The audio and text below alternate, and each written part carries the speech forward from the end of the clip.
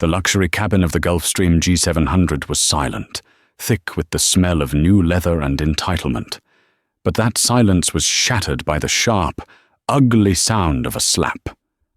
Tiffany, the lead flight attendant, stared down at the black woman in the simple hoodie, her hand still stinging.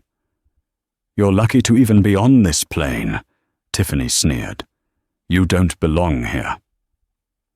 The woman, Serena, just touched her cheek, her eyes calm and cold. What Tiffany didn't know, what she couldn't know, was that the woman she just assaulted wasn't just a passenger. She was the billionaire who owned the entire airline. The Teterboro Airport in New Jersey is not like other airports. There are no screaming children at security checkpoints, no sprawling food courts reeking of Cinnabon, no desperate sprints to Gate 54B. Teterboro is a quiet cathedral of wealth, a place where the air itself seems filtered, reserved for those who measure time not in minutes, but in dollars per minute. On this crisp November afternoon, the exclusive Aurajet Elite Charters Lounge was a cocoon of understated luxury, walnut-paneled walls, low-slung Italian furniture, and a bar stocked with liquors that cost more than a monthly mortgage. Into this cocoon walked Serena Bishop. She did not look like she belonged. She wore simple black joggers, a grey university hoodie with the hood pulled up, and a pair of well-worn sneakers. She carried no designer luggage, only a simple, functional backpack. She looked less like a billionaire and more like a college student who had made a wrong turn. She had just spent 3 days upstate at a wilderness retreat, completely off the grid, and was now heading to London for a series of high-level meetings. She was, by any measure, one of the most powerful women in the world, the reclusive founder and CEO of the Bishop Group, a global logistics and aviation empire. Aurajet Elite Charters was just one small, glittering jewel in her massive crown. The lead flight attendant for today's flight, Tiffany Sterling, watched Serena enter. Tiffany was the opposite of Serena. Her blonde hair was pulled into a chignon so tight it seemed painful. Her uniform was surgically tailored, her makeup a perfect, impenetrable mask, and her smile was a weapon, deployed only for those she deemed worthy. She was currently deploying it on Mr. Harrison, a man in his 50s, oozing arrogance and expensive cologne. He wore a suit that shouted its price tag, and a watch so heavy with diamonds it looked like a hazard. "Another glass of champagne, Mr. Harrison?" Tiffany cooed, her voice a full octave higher than her natural register. "Make it quick, darling," Harrison boomed, not even looking at her. "I've got a 7-figure deal to close in London. Time is money." "Of course, sir. Our most valued clients deserve only the best." Tiffany turned to retrieve the bottle, and her eyes landed on Serena, who was quietly sitting in a corner, reading a physical paperback book. Tiffany's smile didn't just fade, it curdled. She nudged her junior attendant, a young, nervous girl named Chloe. "Look at that," Tiffany whispered, her voice dripping with disdain. "They'll let anyone in here now. Must be a competition winner, or maybe she's one of the pilot's girlfriends. Pathetic." Chloe looked over. She just seems quiet." "She seems cheap," Tiffany corrected. "Keep an eye on her. Make sure she doesn't try to steal the silver." Serena heard the whisper. She had learned long ago that her appearance was a kind of litmus test. It revealed the true character of those around her, faster than any background check. She sighed, closed her book, and stood up, ready to board the jet. The aircraft was a brand-new Gulfstream G700, the pinnacle of private aviation, tail number N700BG. BG for Bishop Group. It was Serena's personal plane, but she often leased it out through Aurajet when she wasn't using it, a good way to keep the books clean and the crew sharp. As passengers boarded, Tiffany was at the door, her smile firmly back in place for Mr. Harrison. Welcome aboard, Mr. Harrison. We have your favorite seat, 1YA, waiting for you. Can I get you a pre-departure cocktail? Atta girl, he said, patting her on the arm. A young man, Leo, boarded next. He was in an ill-fitting suit, his eyes wide with awe. This was his first private flight. He was a junior analyst for Harrison's company, brought along to carry bags and take notes. He looked terrified.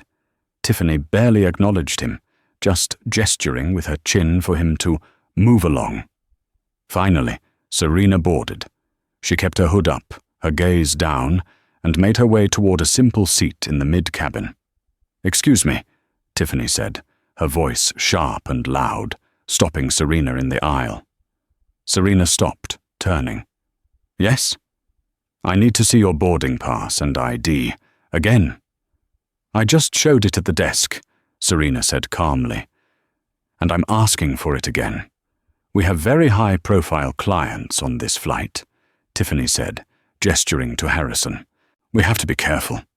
It was a power play, a petty humiliation. Serena, not wanting a scene, simply handed over her ID. Tiffany studied the name. Serena Bishop. It meant nothing to her. She handed it back with a sniff. "Fine. Just try to stay in your seat. Don't wander around. The main cabin is for Mr. Harrison." Serena just nodded and took her seat. This was going to be a long flight. The aircraft door was sealed. The captain, Marcus Cole, a 30-year veteran, began his welcome announcement over the PA. As the jet began to taxi, Serena decided to use the lavatory before the long taxi and takeoff. She stood and walked toward the front lavatory. Mr. Harrison was standing in the narrow galley, leaning against the bulkhead, laughing loudly at something Tiffany had said. They were blocking the aisle. "Excuse me," Serena said politely. Tiffany and Harrison both turned. Tiffany's face hardened. "The lavatory is occupied. Wait in your seat." "The light is green," Serena said, pointing to the indicator. "It's available, if you could just let me by." "I said," Tiffany repeated, stepping forward to physically block Serena's path. "To wait in your seat. We're busy." Mr. Harrison laughed. "Listen to the lady, honey. The adults are talking. Can't you see we're having a private conversation?" Serena's patience, worn thin from years of microaggressions like this, finally snapped. She didn't raise her voice. She didn't get aggressive. She just spoke with a sudden, chilling authority. "I am a passenger on this plane, and I need to use the lavatory. Please move aside." She took a step forward, attempting to politely squeeze past Tiffany. It was a fatal miscalculation. Tiffany, feeling emboldened by Harrison's presence and outraged at this nobody's audacity, lost control. She didn't just push. She shoved Serena, hard, back against the opposite wall. "I told you to wait!" Tiffany shrieked, her professional mask shattering into a dozen pieces of ugly rage. Serena stumbled, catching her balance. She looked Tiffany dead in the eye. "Do not ever put your hands on me." "Or what?" Tiffany sneered, her face inches from Serena's. "What are you going to do? You'll report me. You're lucky to even be here. You probably snuck on. You don't belong here." And then, fueled by a toxic cocktail of prejudice, stress, and arrogance, Tiffany did the unforgivable. She drew back her hand and slapped Serena across the face. The sound was sharp, a gunshot in the pressurized silence of the cabin. Leo, in the back, gasped, his hand covering his mouth. Mr. Harrison's smile just widened. Serena stood perfectly still. She didn't cry out. She didn't retaliate. A bright red handprint began to bloom on her dark skin. She just held Tiffany's gaze, her own eyes turning from calm to a glacial cold that was far more terrifying than any shout. "You," Serena said, her voice barely a whisper but cutting through the cabin, "have just made the biggest mistake of your entire life." The force of the slap had been so jarring that it was felt, more than heard, in the cockpit. The cockpit door swung open, and Captain Marcus Cole emerged, his brow furrowed with anger.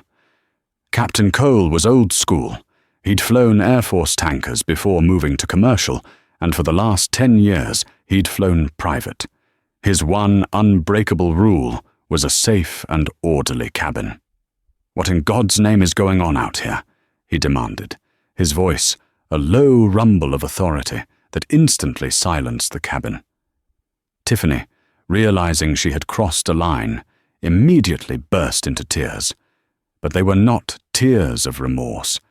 They were tears of strategy. "Captain," she cried, pointing a trembling, manicured finger at Serena. This woman. She assaulted me. I asked her politely to wait, and she pushed me. She tried to storm the cockpit. I was scared. I had to defend myself." Captain Cole looked from the sobbing Tiffany to the red mark on Serena's face. The story didn't add up. Mr. Harrison, sensing his co-conspirator was in trouble, stepped in. "It's true, Captain. I saw the whole thing. This woman," he said, gesturing at Serena with disgust, "was completely hysterical, ranting about her rights or something. Tiffany was just doing her job, protecting the cabin. This passenger is a security risk. You need to remove her from this flight. Immediately." Captain Cole looked at Serena, who was still standing calmly by the bulkhead, her hand now at her side. "Ma'am, what is your side of this?" Serena met his gaze. "She is lying. And so is he. I asked to use the lavatory. They blocked my path. She shoved me. When I warned her not to touch me, she slapped me." "It's a lie!" Tiffany shrieked. She's trying to get me fired. She's probably trying to sue. Look at her. She doesn't belong here." "Captain, are you going to believe her, or your lead flight attendant and your most valued client?" This was the critical moment. Cole was in a terrible position. On one hand, he had a valued client, Harrison, and his own crew member telling one story. On the other, he had a woman in a hoodie whose face was bright red from an impact. But Cole hadn't survived 30,000 flight hours by being a fool. He knew Tiffany. He had flown with her before. He knew her to be materialistic, snobbish, and a notorious flirt with wealthy passengers. He also knew Serena's face. He had seen it. Somewhere. But where? "We are not taking off like this," Cole said firmly. "We are returning to the ramp. Port Authority will have to sort this out." "Good," Harrison boomed. "Get her off this plane and into a jail cell. She's probably high on something." "No," a new voice said. Everyone turned. It was Leo, the young analyst in the back. He was holding his phone. He was visibly shaking, his face pale, but his voice was steady. She's not lying. I saw it. I saw it all." Tiffany's head snapped toward him. "You shut up. You're just his bag carrier. You'll be fired before we even land." "Mister," Captain Cole said, addressing Leo, "what did you see?" I record everything when I'm nervous," Leo stammered. "It's a habit. When they started arguing, I hit record. It's all on video. The whole thing." "Ms. Sterling," he said, looking at Tiffany, You shoved her, and then you slapped her. The other passenger, Ms. Bishop, she didn't touch you at all." The blood drained from Tiffany's face. Mr. Harrison's jaw dropped. "A video?" Tiffany whispered, her voice cracking. Serena, who hadn't known about the video, let out a small, slow breath. She looked back at Leo and gave him a single, grateful nod. "Captain," Serena said, her voice now back in command, "there is no need to call the Port Authority. And there is no need to delay this flight further, other than to remove 2 people. Tiffany, in a last, desperate gamble, tried to regain control. She's right. Get him, Leo, and her off. They're conspiring against us." Serena ignored her. She locked eyes with Captain Cole. "Captain, Your aircraft tail number is N700BG, correct? Cole was stunned by the sudden, technical question. Yes, that's correct. I ask you to please return to your cockpit, Serena said, and check the FAA registry for that tail number. Check the name of the holding company it is registered to, and then check the name of the CEO of that holding company. Tiffany laughed, a wild, hysterical sound. What is she doing? Is she insane? Checking registries? Captain, she's stalling. Just get her off. But Captain Cole was frozen. 700 BG. BG. BG. He had seen it on his flight orders for years. Bishop Group. He looked at Serena's ID he had glimpsed earlier. Serena Bishop. His blood ran cold. Captain Cole, Serena said, her voice low and absolute. Go. Check. Now. Without a word, Captain Cole turned, his face ashen. He walked back into the cockpit and sealed the door. Mr. Harrison looked confused. What was that all about? What a freak show. Tiffany was starting to hyperventilate. The video, the name, the captain's face. Something was wrong. Terribly, terribly wrong. No, Tiffany whispered to herself. It's not possible. She's a nobody. She's a nobody. The cabin was silent for a full minute, the only sound the faint hum of the auxiliary power unit. Then the cockpit door opened. Captain Marcus Cole stepped out of the cockpit. His hat was in his hand. His face was pale, and his hands were shaking slightly. He did not look at Tiffany. He did not look at Mr. Harrison. He looked directly at Serena Bishop. He walked past the galley and stood in the aisle next to her seat. And in a move that stunned everyone, he inclined his head in a gesture of profound respect. Miss Bishop, he said, his voice thick, I must apologize. I had no idea. The registry, it's you. Serena just held up a hand, stopping him. It's not you who owes me an apology, Captain. Tiffany, seeing the captain's deference, felt the floor drop out from beneath her. Captain, what are you doing? Who is Bishop? Mr. Harrison was still lost. What's going on? Cole, what's the meaning of this? Why are you apologizing to her? Captain Cole turned, and the deference on his face was replaced by a slow-burning fury as he looked at Tiffany.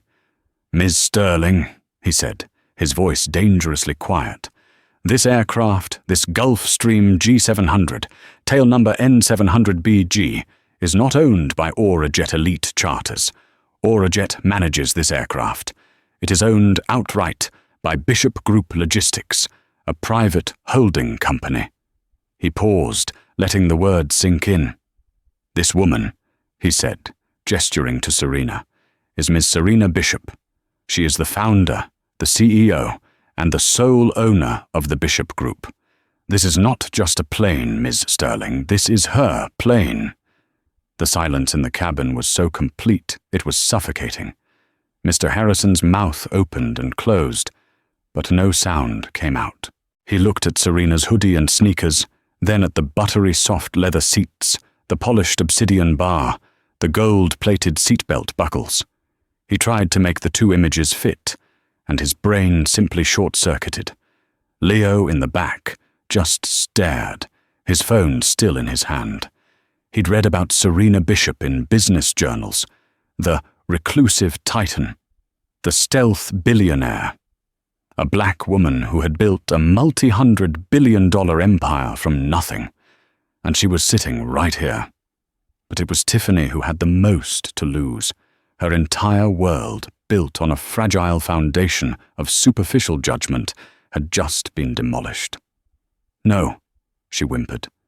It was a pathetic sound. No, that's not. She can't be. She's what, Miss Sterling? Serena asked, standing up. She had taken her hood down, and now, for the first time, everyone could see the face of true power. It was not the manicured, artificial power of Tiffany, or the blustering, inherited power of Harrison. It was the quiet, absolute power of a woman who had built the world she walked on. "You said I didn't belong," Serena continued, her voice steady. "You said I was lucky to be here. You judged me on my clothes. You judged me on my skin. You put your hands on me. You slapped me on my own aircraft." Serena pulled out her simple smartphone. She pressed a single number on her favorites list. It rang once. "David, it's Serena," she said. The voice on the other end was instantly alert. "Serena, are you on the G700? Is everything all right?" "No, David, it's not," Serena said, her eyes locked on Tiffany. "I'm at Teterboro. We have a staffing issue. The lead flight attendant, Tiffany Sterling." "Yes. She just assaulted me." She paused, listening. "No, I'm fine." But she also filed a false report to the captain, accusing Mu of assault, and was corroborated by a passenger. "Yes, I need you to send a car. I need you to send the regional director of operations, and I need you to send airport security. We are grounded until they get here. And David, bring termination papers." She hung up. Tiffany let out a sound, a high-pitched, desperate, keen, "No, please, please, I didn't know. I didn't know who you were." "And that," Serena said, her voice dropping to an icy whisper, "is the entire problem. It shouldn't matter who I am. Whether I am a billionaire or a student, your job is to provide service and safety. But for you, it's not about service. It's about worship. You worship wealth. You saw Mr. Harrison's watch, and you were willing to break the law for him. You saw my hoodie, and you were willing to assault me. Please, Miss Bishop, I have a mortgage. Please, I'll do anything. It was a mistake, a terrible mistake." Tiffany was on her knees now, clutching at the hem of Serena's joggers. Serena looked down at the groveling woman with pure, unadulterated disgust. She sidestepped her. "Captain Cole," Serena said, "please have your first officer take Mr. Leo's video evidence. I trust you will add it to your report."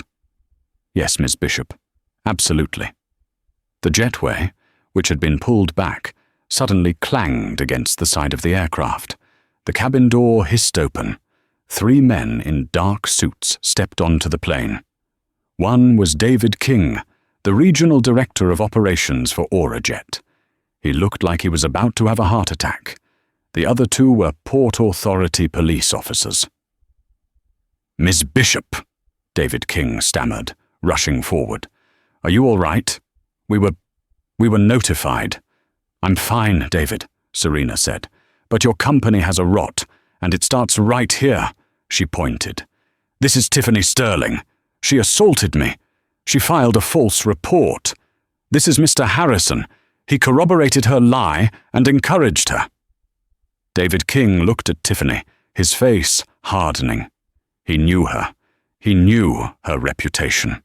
"Mrs. Sterling," he said, his voice all business, "you are suspended, pending investigation." "No," Serena interrupted. "Not suspended. Terminated, for cause.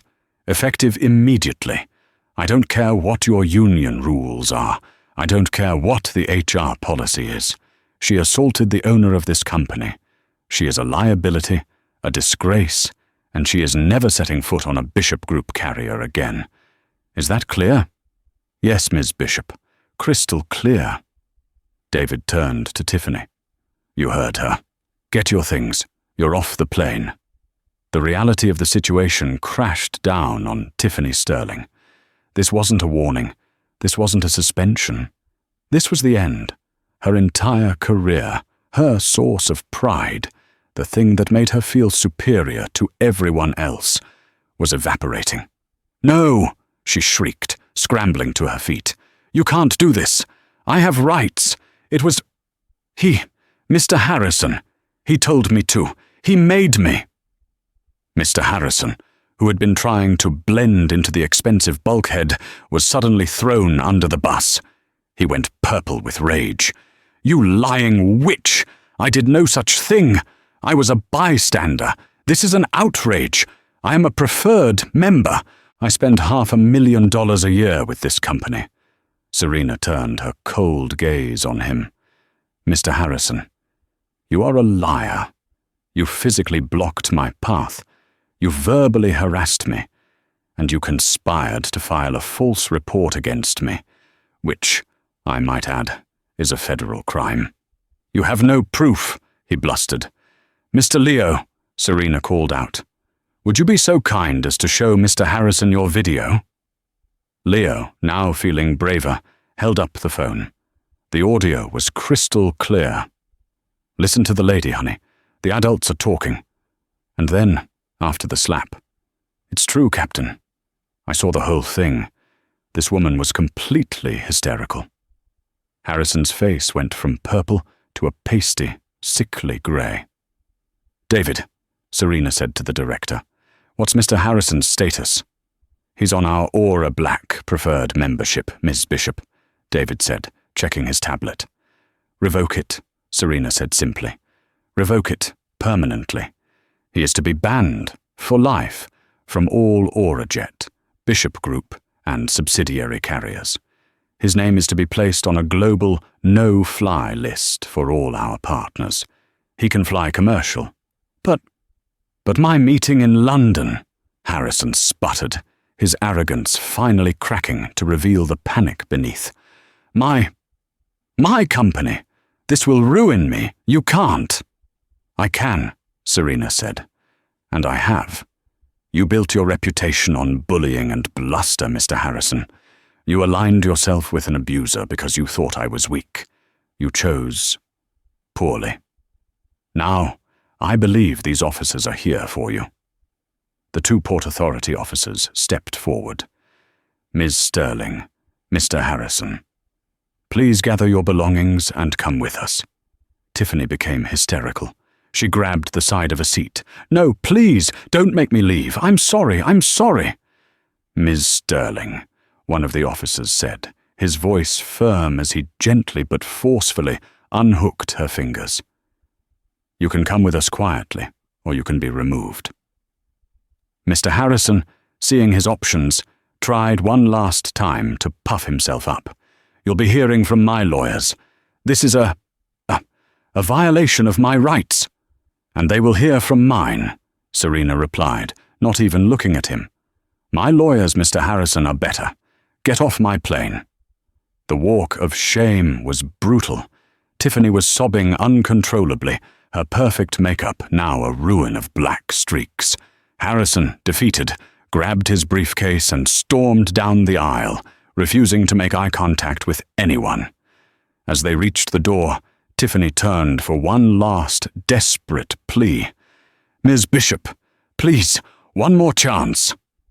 Serena just looked at her. "Your chance was when I walked into the lounge. You failed." The two officers escorted them out, and the heavy door of the G700 hissed shut, sealing them out. The silence that returned was a blessed relief. Serena let out a long, heavy sigh. She looked at Captain Cole, David King, the nervous Chloe, and Leo. "Chloe," Serena said, her voice softer now. The young attendant flinched. "You did nothing. But you also stood by and said nothing when your superior was abusing her position. Let that be a lesson." "Yes, ma'am, I'm so sorry, Ms. Bishop." "Don't be sorry. Be better." She turned to David King. "David, we need a new lead attendant. Get the backup crew from the roster. I still have a meeting in London." "Right away, Ms. Bishop." "And Captain Cole?" "Yes, ma'am." "Thank you. You hesitated, but you chose to seek the truth. I appreciate that." We're just glad you're okay, Miss Bishop. I am deeply sorry for what happened on my flight." "It wasn't your flight, Captain," Serena said, allowing a small, weary smile. "It's my flight. Let's get in the air." She turned to Leo, who was still standing. "And you, Leo, you have guts, and you have a video that my legal team is going to be very interested in. Come, sit up here. Mr. Harrison's seat is now available." The Gulfstream G700 was finally in the air, a silver dart climbing through the darkness toward the Atlantic.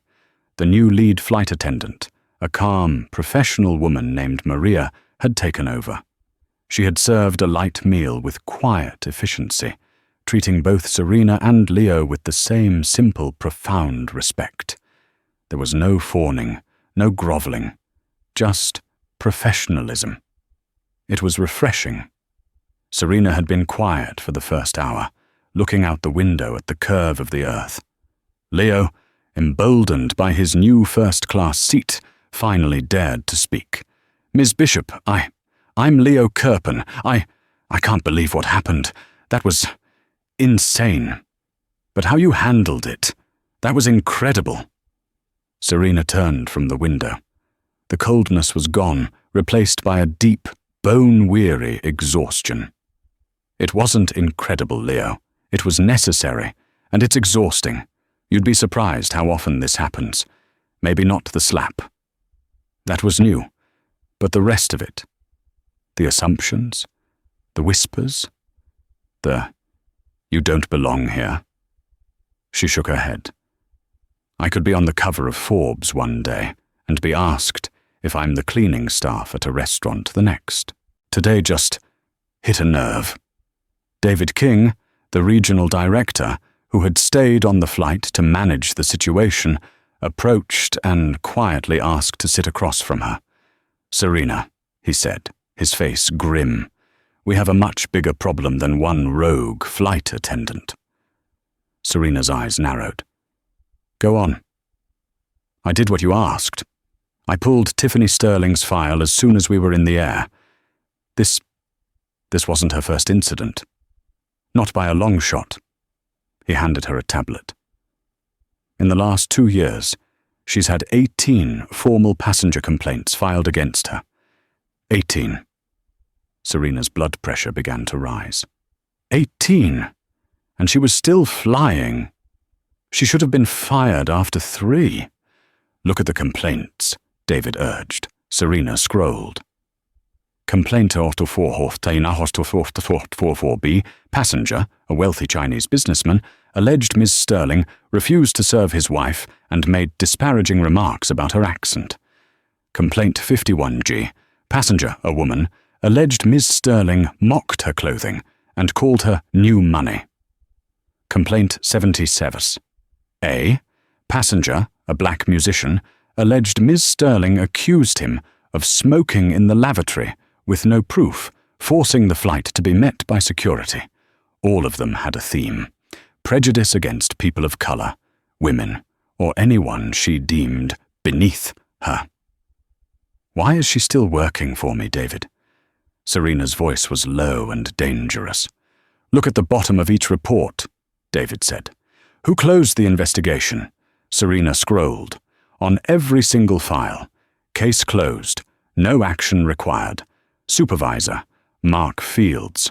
Serena looked up. "Mark Fields, the head of in-flight services for the entire North American division?" "Yes," David said. "I did a little more digging on the company directory. Mark Fields is Tiffany Sterling's uncle." The cabin, which had finally felt peaceful, was suddenly charged with a new, toxic energy. "Her uncle," Serena repeated. The word tasted like poison. "So this whole time, he's been protecting her, burying the complaints, letting her abuse my clients, my guests, in my name." "It's worse, Serena," David said, his face pale. I think he was using her. Look at the complaints that were acted on. They were all against passengers who were, well, less high profile. But the ones against big clients? Like that musician, or Mr. Chen from Complaint 44B. Mark Fields compensated them for their trouble. Compensated. He gave Mr. Chen a $20,000 flight credit. He gave the musician's manager a free charter to Miami. He wasn't punishing Tiffany. He was using her behavior as an excuse to hand out lavish apology gifts. He was building his own network of influence, his own preferred clients, using your money to clean up his niece's messes. He's been running his department like a personal slush fund. Serena stood up. The exhaustion was gone, replaced by a cold, sharp-edged fury. This wasn't a bad apple. This was rot. This was a disease in the roots of her company. "This flight to London just changed," she said. "The meetings with the bankers can wait. When we land, I'm not going to my hotel. I'm going to the London office. Get me a secure conference room. I want you, me, the head of global HR, and the general counsel on a video call at 3 a.m. London time." She looked at David. "Tiffany Sterling wasn't the problem, David. She was just the symptom. I'm about to perform surgery, and I'm cutting Mark Fields out." Farnborough Airport, outside London, was quiet when the G700 touched down. There was no fanfare. A black car was waiting on the tarmac. Serena, David, and Leo, whom Serena had insisted come along, saying, "You started this, Leo. You should see how it ends," were whisked to the Bishop Group's massive European headquarters in central London. The building was dark, but the top-floor executive conference room was brightly lit, a war room, high above the sleeping city. A secure video link was established. The faces of the general counsel and the head of global HR, both woken in the middle of the night in New York, blinked onto the screen. They looked alarmed. "Serena," the lawyer, Ben, said. "What's going on?" David said it was an emergency. For the next 30 minutes, Serena laid it all out. The slap, the video, the 18 complaints, the uncle, the slush fund. She spoke with a calm, brutal precision that left no room for doubt. The HR head looked physically ill. "This is catastrophic," the HR head, Cynthia, said. "The legal exposure. My God, Mark Fields has been... He's a one-man liability machine." "He's not just a liability, Cynthia. He's a cancer," Serena said. "And I want him gone, not in the morning, not after a review. Now." "We can't just fire him over video, Serena," Ben, the lawyer, advised. "There's a process. He's a senior executive." "He's a thief, Ben," Serena countered. "He's been committing fraud. Using company funds to bribe clients he's insulted. That's not an HR process. That's a crime. I want him terminated for cause. Right now, I want a security team at his office to seize his computer. And I want another one at his home to retrieve his company laptop. I want his access to all bank accounts and company systems revoked as of 10 minutes ago." Ben sighed. He knew that tone. Okay. For cause, fraud and gross negligence. I can do that. Cynthia, you and I will draft the termination notice." "Good," Serena said. "But I'm not done. I'm making the call. Patch him through. Now."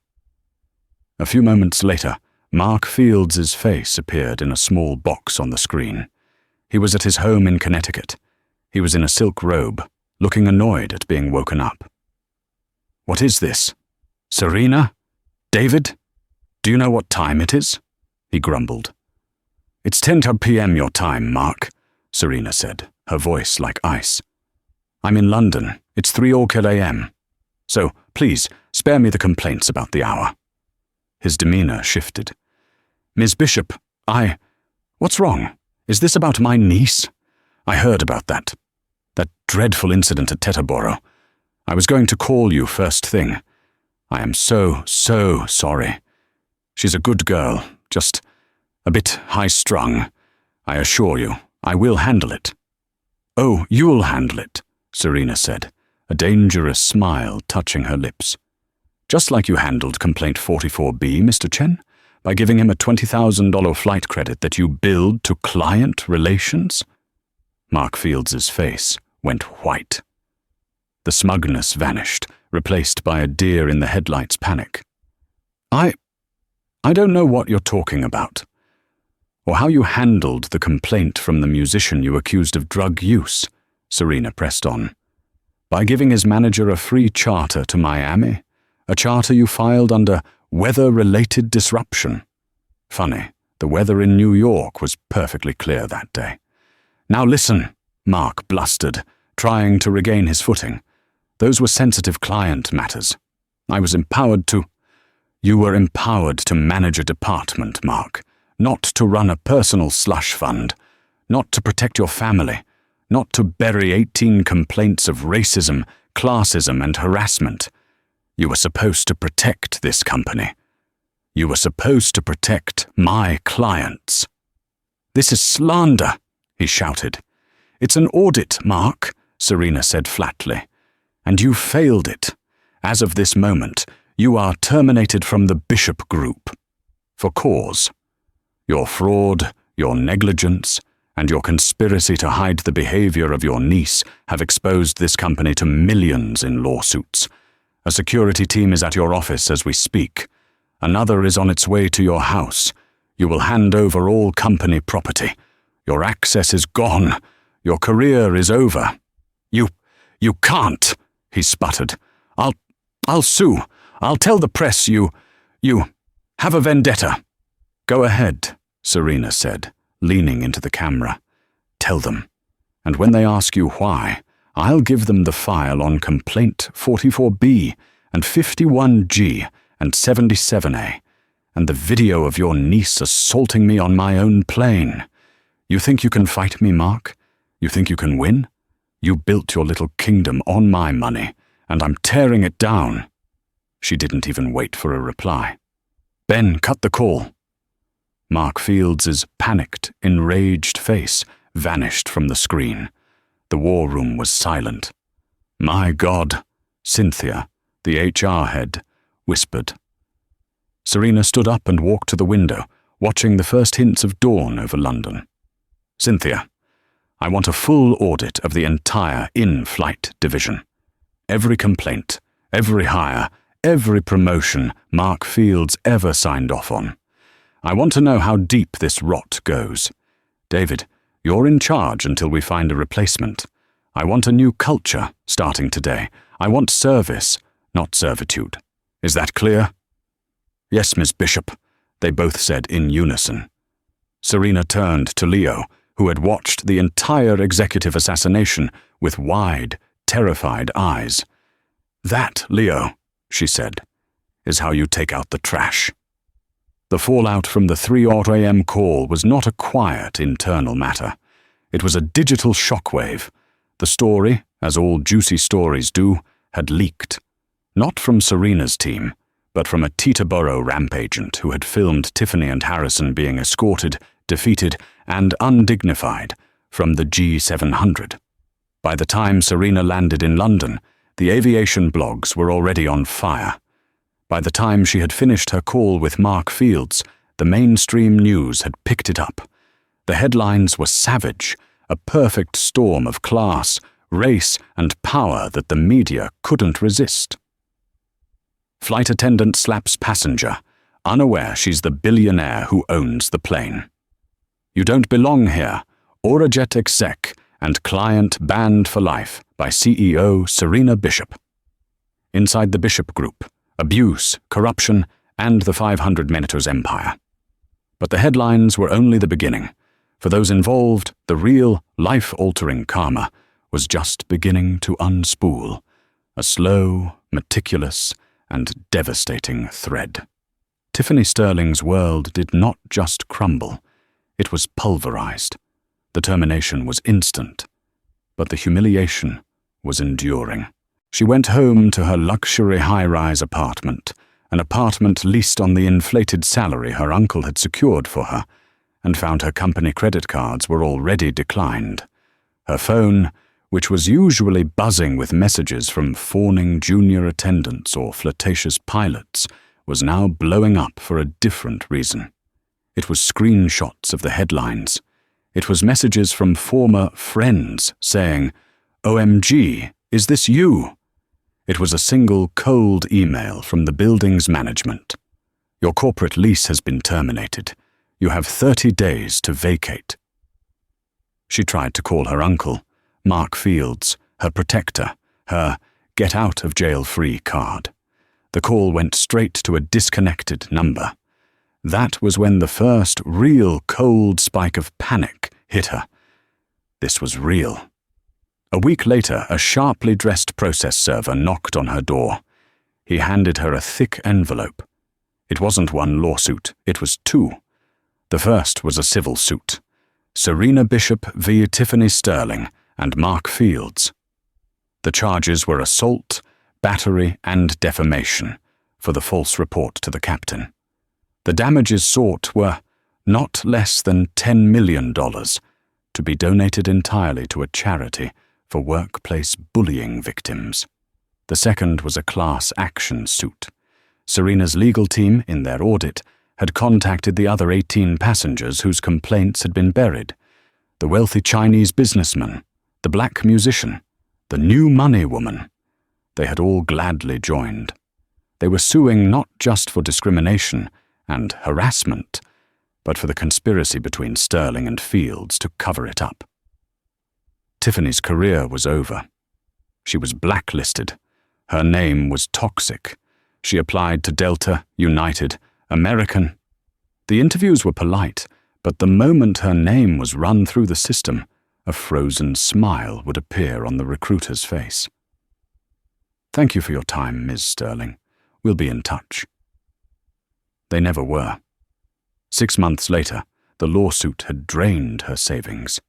She had sold her car and moved into a tiny studio apartment. The only job she could get was at a high-end department store in a suburban mall. She found herself, ironically, working at the Le Parfum counter. She wore a simple black uniform, a pale imitation of the designer suits she used to prize. One afternoon, a wealthy, put-together woman, the very kind Tiffany used to worship, approached the counter. "Can I have a sample of the new Chanel?" the woman asked, not looking up from her phone. Tiffany, her face a mask of practiced service, picked up the bottle. Her hands, which had once slapped a billionaire, now trembled as she sprayed the scent onto a small white card. "Here you go," she said, her voice a hollow echo of its former self. She was now invisible. She was now the one who didn't belong, serving the very people she had spent her life trying to become. It was a prison of her own making, and it was a life sentence. Mark Fields had believed he was untouchable. He had survived 3 different CEOs, countless downturns, and endless internal politics. He had built a fortress of favors, nepotism, and carefully hidden slush funds. When Serena cut the video call, his first emotion wasn't fear. It was rage. "She can't do this!" he roared to his terrified wife. "I'll call the board. I'll call the Wall Street Journal. I'll ruin her." But as he frantically dialed, he found his corporate-issued phone was already a brick. His laptop, on the coffee table, flashed a blue screen.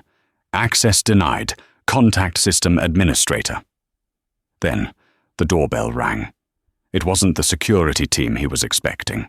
It was 2 men in dark, sober suits from the district attorney's office.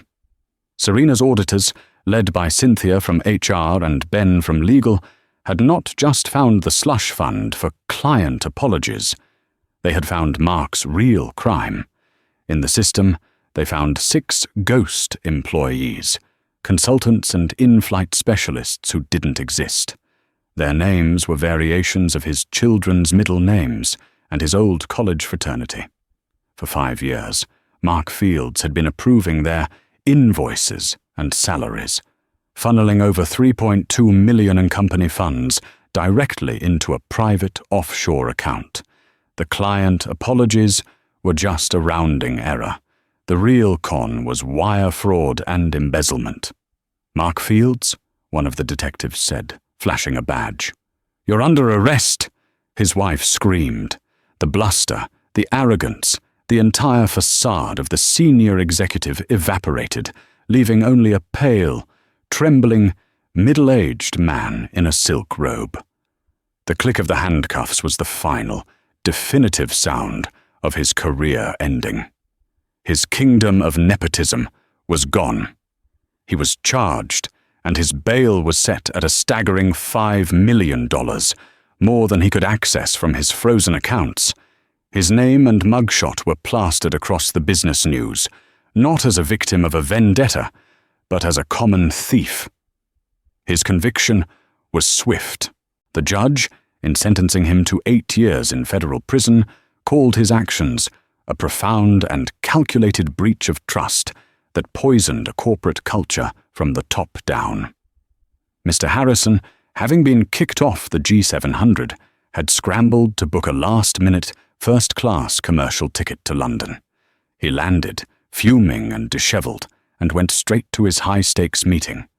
He strode into the boardroom, ready to command the room. But the atmosphere was frigid.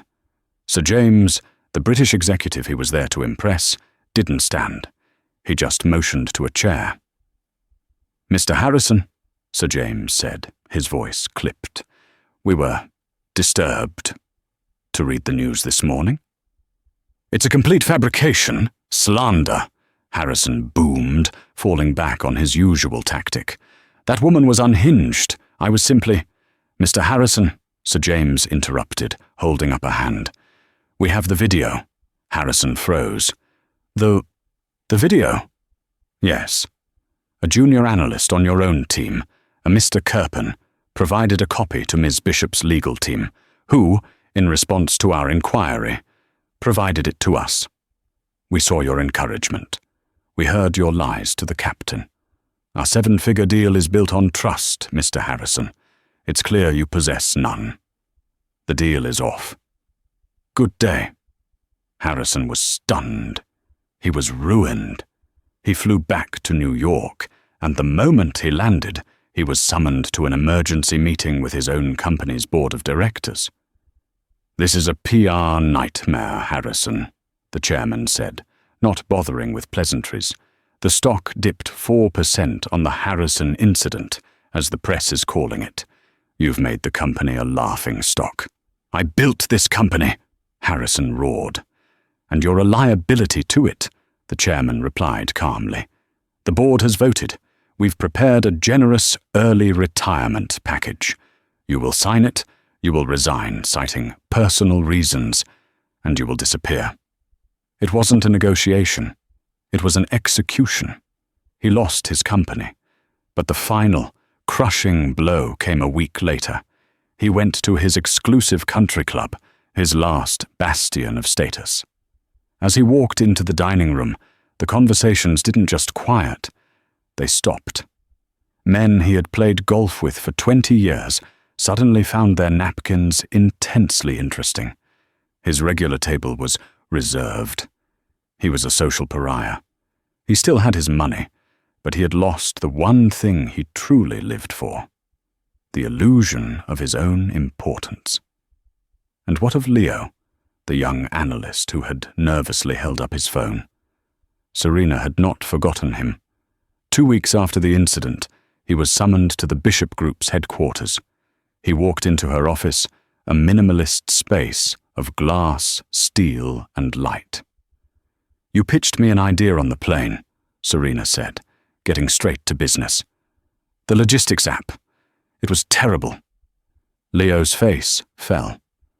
"Oh, I'm sorry to have wasted your—" "But," she interrupted, "the problem you identified was brilliant.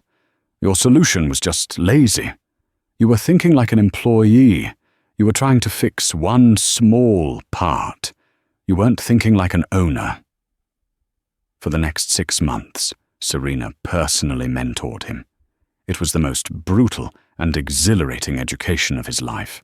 She tore apart his code, shredded his business plan, and rebuilt his entire go-to-market strategy. "Stop trying to impress me, Leo," she'd say. "Impress the market. Solve the actual problem." He did. He came back with a new plan, lean, aggressive, and brilliant. Serena read it, nodded once, and picked up her phone.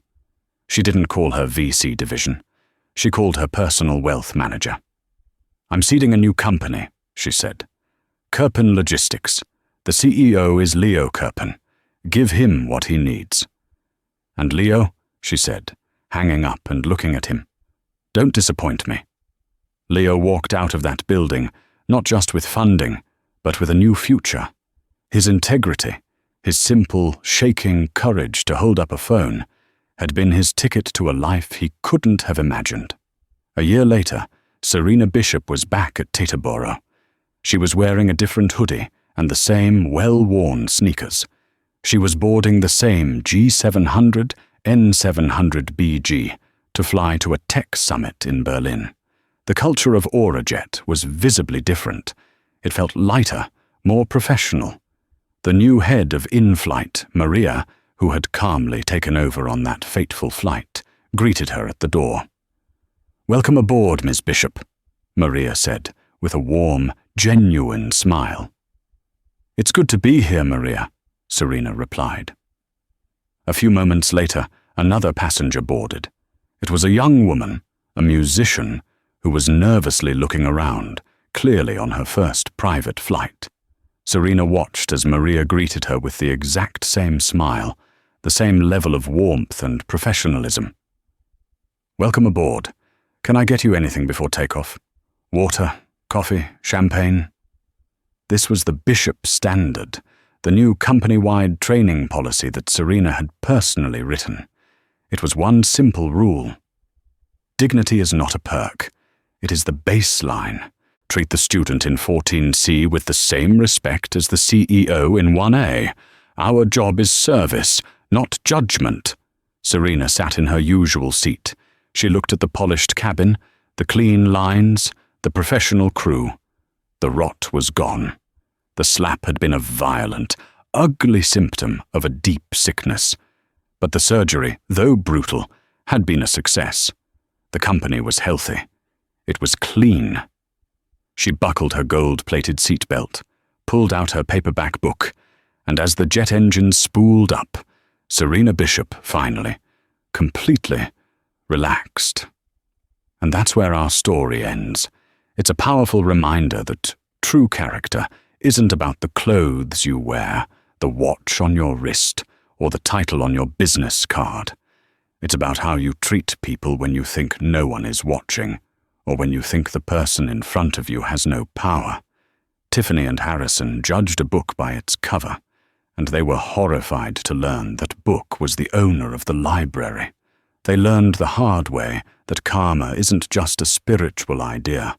Sometimes it's a billionaire on her own private jet, and she's a lot less forgiving.